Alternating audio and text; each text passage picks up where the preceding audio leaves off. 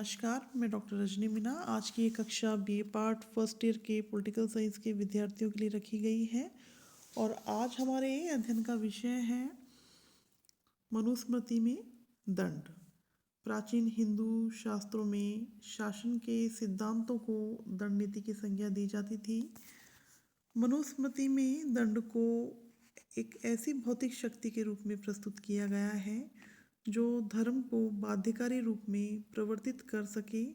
राज्य को इस बाध्यकारी बल के प्रयोग के लिए अधिकृत किया गया है। मनुस्मृति में दंड को केवल भौतिक बल का पर्यायवाची नहीं माना गया। मनु के अनुसार भौतिक बल के साथ जब 3 तत्व संयुक्त हो जाते हैं तो उसे दंड का स्तर प्राप्त हो जाता है। पहला है नैतिक प्रयोजन। भौतिक बल का प्रयोग जब किसी नैतिक प्रयोजन के लिए किया जाए तभी उसे उचित कहा जा सकता है। दूसरा है अधिकृत संस्था। एक अधिकृत संस्था होनी चाहिए जिसे नैतिक प्रयोजन हेतु भौतिक बल के प्रयोग का भार सौंपा गया हो। ऐसी अधिकृत संस्था राज्य ही है। तीसरा है अनुउल्लंघनीयता, अर्थात इस भौतिक बल को किसी भी व्यक्ति के द्वारा उल्लंघन नहीं किया जा सके तथा व्यवहार में भी ऐसी स्थिति प्राप्त होनी चाहिए कि किसी भी व्यक्ति अथवा व्यक्ति समूह के लिए इसका उल्लंघन कर पाना संभव ना हो।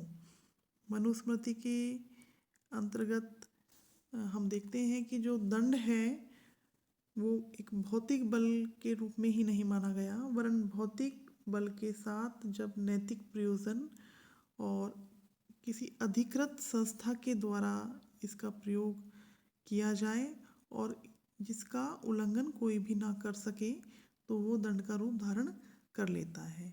दंड ऐसी शक्ति है जो धर्म के प्रवर्तन हेतु हो एवं अधिकृत संस्था के द्वारा प्रयोग में लाई जाए। इस प्रकार से मनुस्मृति के अंतर्गत जो दंड का सिद्धांत दिया गया है उसके अंतर्गत 3 चीज़ों को भौतिक बल के साथ संयुक्त करने पर वो दंड का रूप धारण कर लेता है। पहला है नैतिक प्रयोजन। दूसरा है एक प्राधिकृत निकाय जो नैतिक प्रयोजन के लिए भौतिक शक्ति के प्रयोग के लिए उत्तरदायी हो। तीसरा है अनुउल्लंघनीयता, अर्थात यह भौतिक बल मात्रा एवं प्रभाव में ऐसा हो जिसे कोई भी व्यक्ति या व्यक्ति समूह चुनौती देने में सक्षम नहीं हो सके।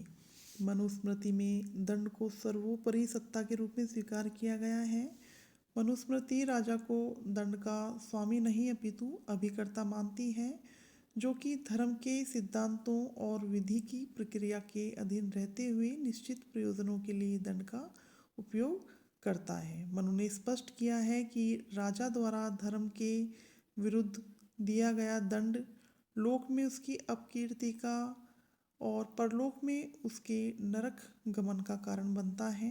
मनु ने स्पष्ट चेतावनी दी है कि दंड का दुरुपयोग करने पर यह दंड ही राजा को नष्ट कर देता है। इस चेतावनी से यह मंतव्य स्पष्ट है कि राजा दंड की संप्रभु शक्ति के अधीन है। राजा को दंड के अधीन मानकर मनु ने राज्य को और शासक के मध्य अंतर को भी स्पष्ट कर दिया है।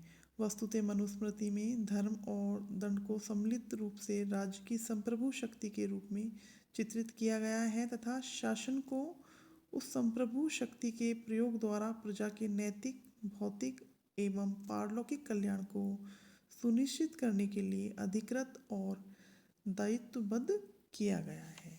इस प्रकार से मनुस्मृति में दंड से तात्पर्य स्थूल भौतिक शक्ति का प्रयोग मात्र नहीं वरन इसके साथ जब नैतिक प्रयोजन, प्राधिकृत संस्था और अनुउल्लंघनीयता जैसे तत्व जुड़ जाते हैं तो ये दंड का रूप धारण कर लेता है। आज की कक्षा यहीं तक। धन्यवाद।